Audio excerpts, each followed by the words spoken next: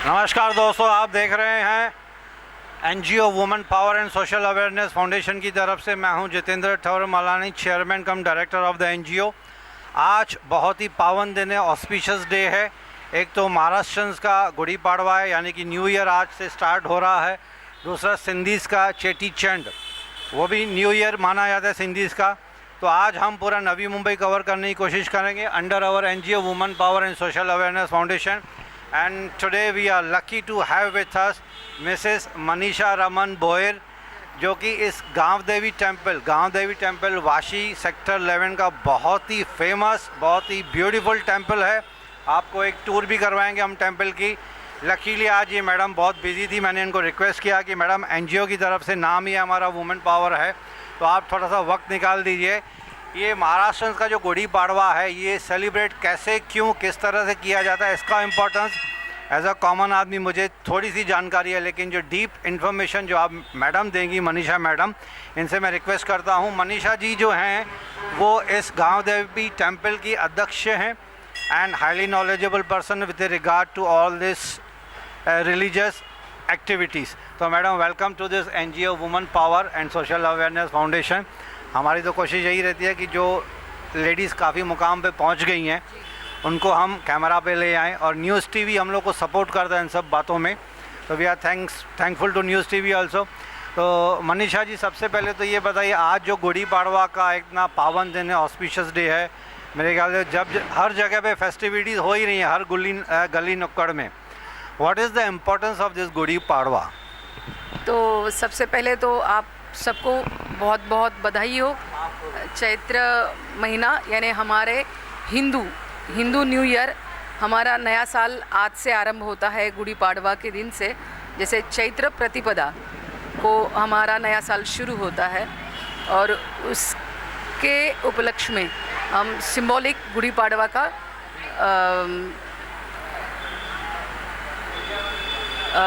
उसको हम लोग हम उसको जो ध्वज है जो लगाते हैं, तो हम हमारे नए साल का बहुत मंगलमय वातावरण में उसका आगमन करते हैं। और चैत्र महीना में अगर आप जैसे सिंधियों का होता है, तो हम सब हिंदू ही हैं, तो हमारे हिंदुओं का ही ये आज का पहला दिन है। और जैसे आप गाँव देवी मरियाई मंदिर में आज आए हैं, तो वैसे हर गांव में आप देखेंगे कि जैसे ही अपना नया साल शुरू होता है तो गांव-गांव की यात्रा शुरू हो जाती है, जिसको यात्रा बोलते हैं, जत्रा बोलते हैं। तो वहाँ की जो स्थानिक देवी देवता है, तो उनका इस दिन में, इस महीने में एक यात्रा, एक स्पेशल दिन होता है। जैसे चैत्र प्रतिपदा से शुरू होता है तो किसी का द्वितीया को रहेगा, किसी का तृतीया। तो हमारे गाँव देवी मरियाई मंदिर में चैत्र षष्ठी को ये जो यात्रोत्सव है ये मनाया जाता है बहुत ज़ोर शोर से। आज तो प्रतिपदा है, गुड़ी पाड़वा है, तो गाँव देवी मरियाई के दर्शन के लिए, नए साल की आशीर्वाद लेने के लिए सब लोग मंदिर में आते ही हैं पूरे दिन में। तो हमारा जो बहुत बड़ा सा त्यौहार है चैत्र महीने में, वो षष्ठी को पड़ता है। तो उस दिन यहाँ पे जो यहाँ के जो स्थानिक लोग हैं, जैसे अभी तो यहाँ पे सिडको ने एक्वायर किया है ज़मीन, तो लेकिन यहाँ के जो स्थानिक विलेजर्स हैं, ये ज़मीन उनकी है। और दूसरी मुंबई बनाने के लिए, क्योंकि मुंबई में जगह कम पड़ी, तो नवी मुंबई का निर्माण करने के लिए सिडको ने यहाँ के जो स्थानिक लोग हैं उनसे ज़मीनें ले ली। तो उस ज़मीन लेने के समय में ये तो पहले से ही विराजमान थी यहाँ पे। तो आप देखेंगे कि इस मंदिर के दोनों जगह रास्ता जाता है। तो तभी ऐसे बात हुई थी, सिडको ने कहा था कि क्या हम देवी को अलग जगह देके उसका वहाँ पे कर सकते हैं। तो शास्त्रों में उसका नहीं है, ऐसे विधान नहीं है कि हम किसी भी पुरातन मंदिर, क्योंकि हमें भी पता नहीं होता है कि वो मंदिर कितना पुराना है, क्योंकि ये आदि शक्ति का रहता है, तो वहाँ पे शक्ति निवास करती है। तो एक बार अगर वो निवास करती है वहाँ, तो उसकी जगह को हम नहीं हिलाते हैं, क्योंकि इसका ये कहा गया है कि अगर ये ग्राम देवता है, तो यहाँ पे जो जो नवी मुंबई में रहने के लिए, वाशी एरिया में जो भी रहने के लिए आए हैं, तो उसके भरण पोषण और संरक्षण की जिम्मेदारी अब इसकी होती है। तो अगर मैं आपके सिंध प्रांत में जाऊंगी तो वहाँ पे भी एक ग्रामस्थ देवी होगी।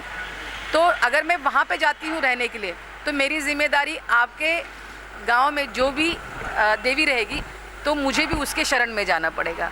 तो आपके माध्यम से मैं यही सब नवी मुंबई और वाशी के जो निवासी हैं उनको ये कहना चाहती हूँ कि अगर हम अभी यहाँ पे आए हैं तो अभी हमारी देवी यही हो गई है, तो इसके शरण में हमने आना है जी। ये मैडम, आप इतना सारा नॉलेज, ये जो संस्कृत का या ट्रेडिशनल कस्टम्स का नॉलेज आपको कहाँ से मिला? जो आप बात कर रही हैं तो ऐसे लगता है कि बहुत ही पढ़ी लिखी हैं with regard to this tradition customs, and आपने काफ़ी वेद पुराणों की स्टडी की है, मुझे ऐसे लग रहा है। जी, ये तो मैं कहूँगी कि मरियाई की कृपा हम पे हुई है। हमारे यहाँ पे इस मंदिर में का निर्माण, जीर्णोद्धार, निर्माण नहीं कहूँगी क्योंकि निर्माण तो बहुत पहले से था, तो जीर्णोद्धार मिस्टर रमन भोईर ने किया हुआ है। तो इनकी बहुत के हस्बैंड ने, तो उनकी काफ़ी श्रद्धा, बहुत दृढ़ विश्वास देवी पे था। तो ये बहुत ही छोटा मंदिर था पहले, और जैसे ही सिडको यहाँ पे आई तो फिर उनके ध्यान में आया कि अभी इस वास्तु का पुनर्निर्माण होना चाहिए, जिसको हम जीर्णोद्धार करते हैं। तो वो सेवा इनके नसीब में थी, तो इन्होंने जीर्णोद्धार किया, और उनके वजह से, मीन्स मेरे हस्बैंड रमन भोईर की वजह से आज वो सेवा का मौका मुझे मिला है। और आज जो भी नॉलेज आप कह रहे हैं, तो जो भी थोड़ा बहुत आया है, तो वो उसमें मरियाई की सेवा का ही फल है। क्योंकि हम कहते हैं, हमारे धर्म में तो कहते ही है ये कि जब तक सेवा नहीं करें कुछ भी नहीं मिलेगा। हम भगवान के पास भी जाएं तो वो सब दे देगी अपने को, कि आपको जो भी चाहिए। जैसे हम बोलते हैं कि बहुत जागरूक देवता है, फिर हम वहाँ पे जाते हैं, उनसे कुछ कुछ मांगते हैं और लोगों को उसका अच्छा अनुभव भी आता है। तो हमारे पुराणों में भी कहा है, और संत लोग, महाराज लोग भी यही कहते हैं कि आपको भगवान सब कुछ दे देगा लेकिन सेवा नहीं देगा। क्योंकि बाकी सब कुछ देना उनके लिए बहुत आसान है।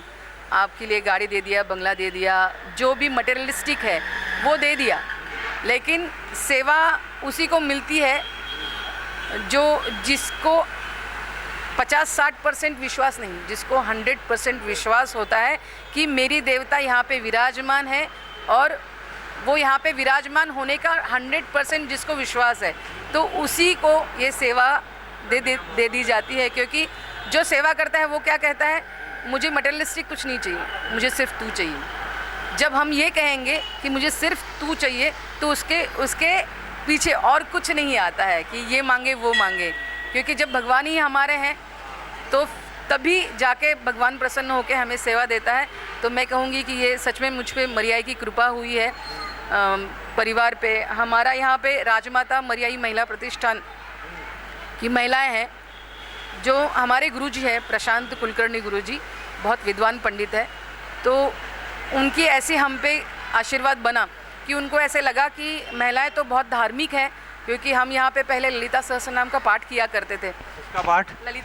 श्री ललिता सहस्रनाम का पाठ हम किया करते थे, और थोड़ी बहुत सेवा तो होती रहती थी।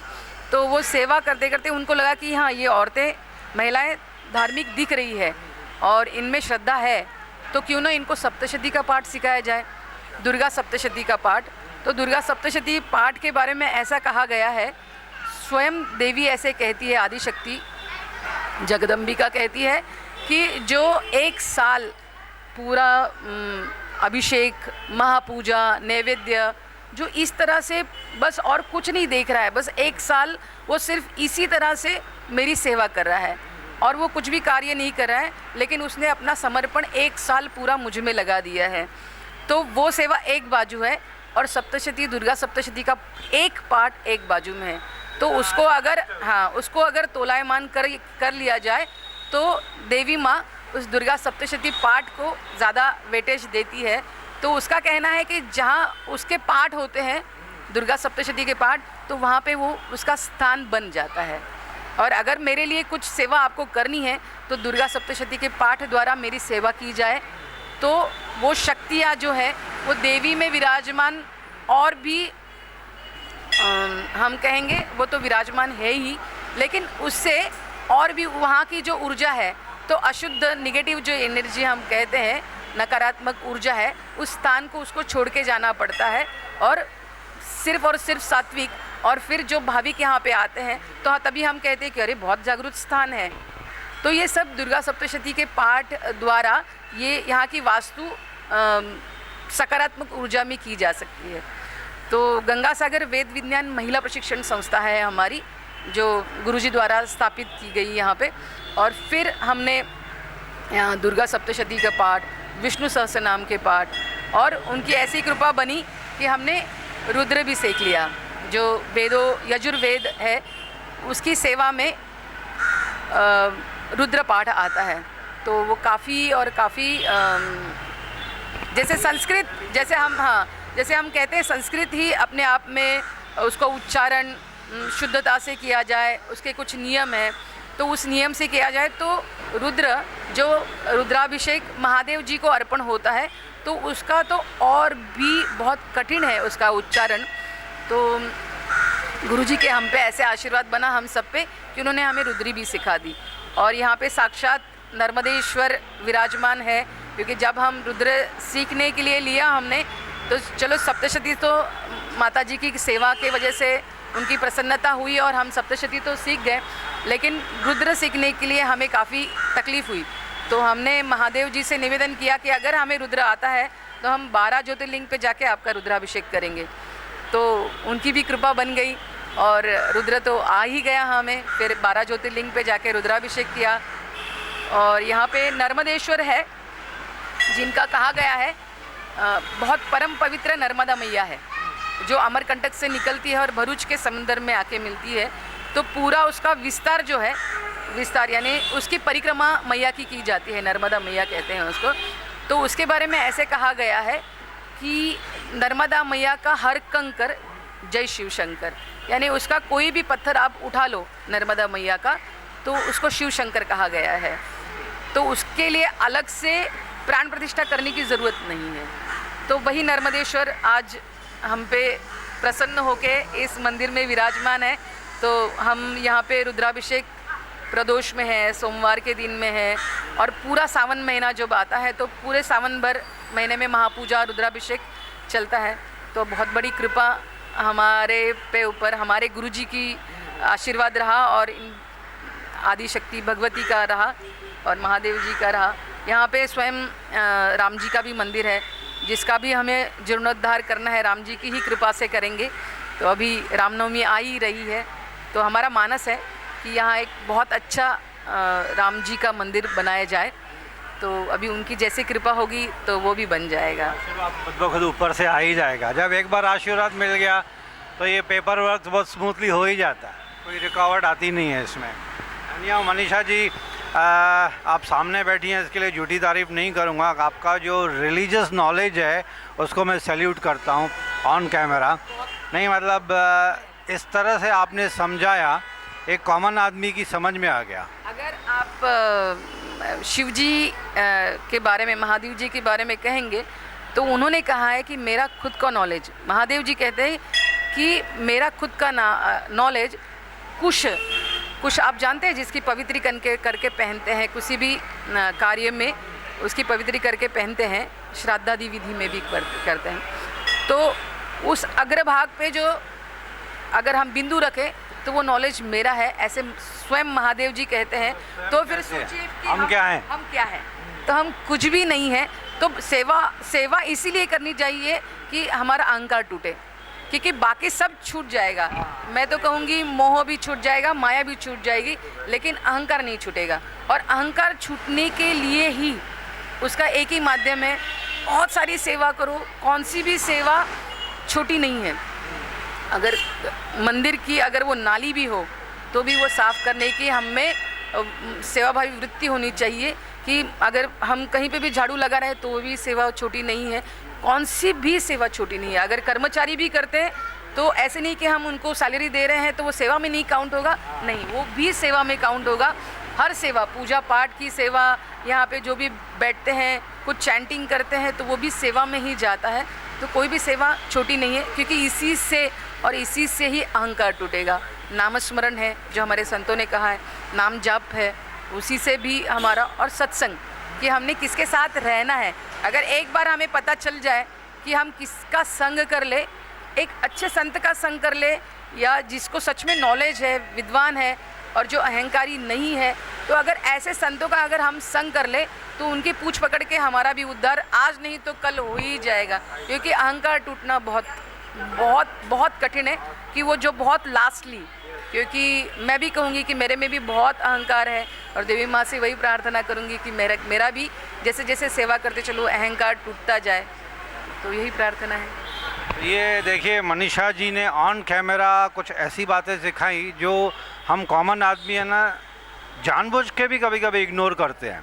यार मैं क्यों सेवा करूं, मैं तो बड़ा आदमी हूं। लेकिन आप सेवा किसकी करते हैं? ह्यूमैनिटी की। आप सेवा किसकी करते हैं? भगवान की, देवी देवताओं की, जिन्होंने हमको जन्म दे के धरती पे लाया है। मैं बहुत ज़्यादा कुछ बोलना नहीं चाहूँगा, क्योंकि एक बड़े लेडी, विद्वान लेडी के सामने मैं कुछ बोलूँगा तो अच्छा भी नहीं लगेगा। तो आई एम रियली थैंकफुल, हमारा जो NGO है women power and social awareness की तरफ से, and supported by news TV। Madam thanks for talking to us. फिर बीच बीच में आपसे वापस मुलाकात करेंगे कुछ नॉलेज की, अगर लगेगा तो। जो है social women power and social awareness foundation, उसको भी आज चैत्र नवरात्रि के दिन बहुत बहुत बहुत बहुत बधाई देना चाहती हूँ। आशीर्वाद तो मैं नहीं दे सकती हूँ, वो जो आशीर्वाद है वो तो माँ भगवती ही देगी। तो बहुत बहुत बेस्ट लक कहूँगी और बहुत बहुत बधाइयाँ दूंगी, क्योंकि आप अच्छा काम कर रहे हैं। Thanks to ma'am for sparing time for us. और हमने आज जो सुबह की शुरुआत की है, ये तो कोइंसिडेंस है कि एक अच्छा कार्य करने के लिए हमने मंदिर से स्टार्ट किया है, मैडम के नॉलेज से किया है। मैडम फिर आपसे मुलाकात होगी। Thank you once again, thanks a lot. सब